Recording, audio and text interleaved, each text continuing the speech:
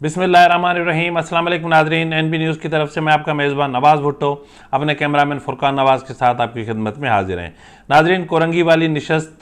पे इमरान खान के हाथों शिकस्त के बाद मुत्तहिदा कौमी मूवमेंट यानी MQM के अंदर एक तूफ़ान सा बरपा हो गया है और खलबली सी मच गई है। और इस वक्त ऐसा लग रहा है जैसे मुत्तहिदा कौमी मूवमेंट अपने वजूद के बका की जंग लड़ रही है। तो नाज़रीन, इस बका की जंग में वो मतलब अजीब से फैसले लेना उन्होंने शुरू कर दिया है। और उन्होंने आज गवर्नर हाउस में एक इंतहाई अहम इजलास किया और इस इजलास के लिए जितने भी इनके अरकान कौमी असम्बली और सेनेटर्स हैं उनको इस्लामाबाद से यहाँ तलब किया गया था। नाजरीन, 2 बजे इजलास ख़त्म हुआ और उसका कोई बाज़ाब्ता तौर पर एलामिया जारी नहीं किया गया। ताहम जो चीज़ कही गई है वो ये है कि जो गवर्नर सिंध कामरान टिसोरी साहब हैं वो आइंदा 24 घंटों के अंदर इस्लामाबाद जाएंगे और वज़ीर आज़म से मुलाकात करेंगे और उसके बाद वो बिलावल भुट्टो ज़रदारी से भी मिलेंगे। नाज़रीन, MQM के करीबी ज़राए का कहना है कि बिलावल भुट्टो से मुलाकात या वज़ीर आज़म शहबाज शरीफ से मुलाकात में वो उनके जो तहफ़्फ़ुज़ात हैं वो उनसे मुतालिक उनको आगाह करेंगे, बताएंगे कि जो है वो जो बल्दियाती का तरमीम के हवाले से उनको सख्त तहफ़्फ़ुज़ात हैं और उन्हें जो अपना हल्का बंदियाँ हुई हैं उन पर भी उनको बहुत ज़्यादा तहफ़्फ़ुज़ात हैं और बल्दियाती इंतख़ाबात के हवाले से भी उन्हें तहफ़्फ़ुज़ात हैं। तो कामरान टिसोरी साहब जो हैं वो वज़ीर आज़म से मुलाकात करेंगे और वज़ीर आज़म और बिलावल भुट्टो ज़रदारी से मुज़ाकरात के बाद फिर मुत्तहिदा कौमी मूवमेंट एक बड़ा इजलास बुलाएगी जिसमें हतमी फ़ैसला किया जाएगा कि MQM में रहना है, अपना हुकूमती इत्तेहाद में रहना है या नहीं रहना है। तो नाज़रीन, आज वसीम अख्तर ने एक निजी TV चैनल को इंटरव्यू देते हुए उन्होंने कहा कि इस इत्तेहाद में शरीक होना हमारी बहुत बड़ी गलती थी और इस वक्त हम इस नहज पर पहुंच चुके हैं कि हम कोई भी बड़ा फ़ैसला कर सकते हैं और उस बड़े फ़ैसले में इस इत्तेहाद से अलग होना भी शामिल है। नाज़रीन, हैरत की बात यह है कि ये वही मुत्तहिदा कौमी मूवमेंट है जो PTI को छोड़ चुकी है और इस हवाले से जो निजी TV चैनल के एंकर थे यानी शाहज़ेब खानज़ादा वो वसीम अख्तर से बार बार पूछते रहे कि आपकी कौन सी मजबूरी है, आप किस मजबूरी के तहत PTI के साथ आपने इत्तेहाद किया और किस मजबूरी ने आपको इस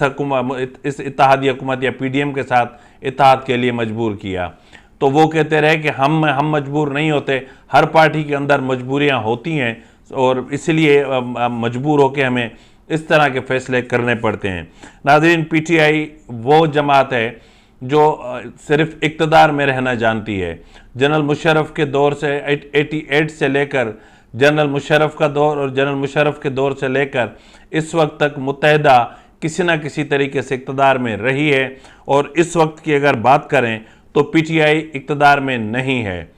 और PTI ना ही अपोजिशन में है क्योंकि उन्होंने नेशनल असम्बली का बायकाट किया हुआ है। अगर वो हुकूमत में भी नहीं है और वो जो है वो असम्बली में भी नहीं है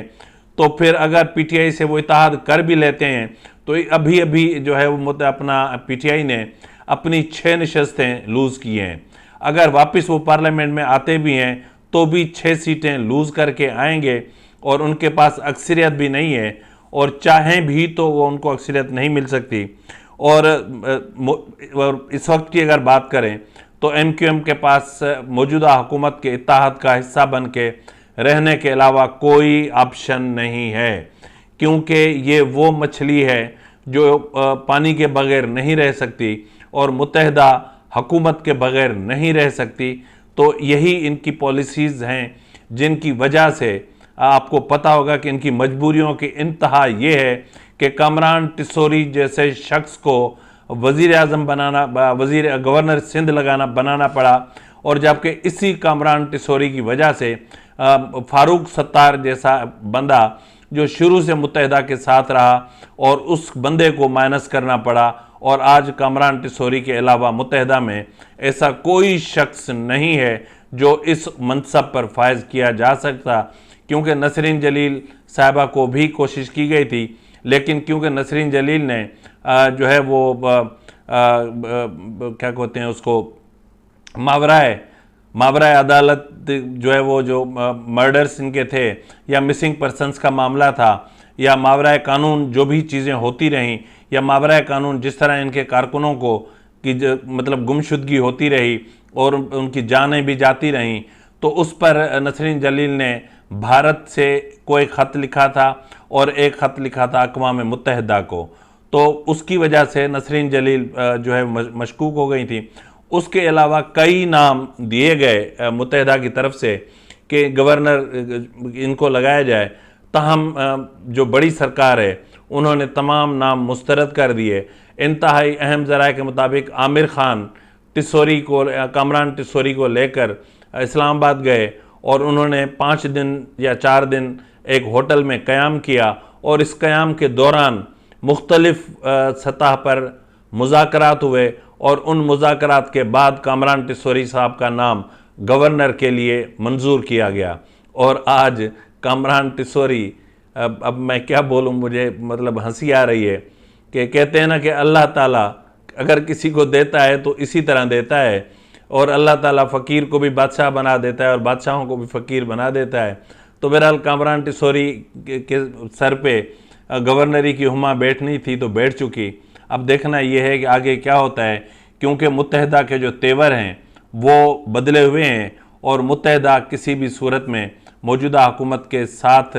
नहीं भी चलना चाहती और चलना भी चाहती है। तो आप पिछले व्लॉग में मैंने आपसे कहा था कि मुत्तहिदा की ये आदत है कि ब्लैकमेलिंग करके और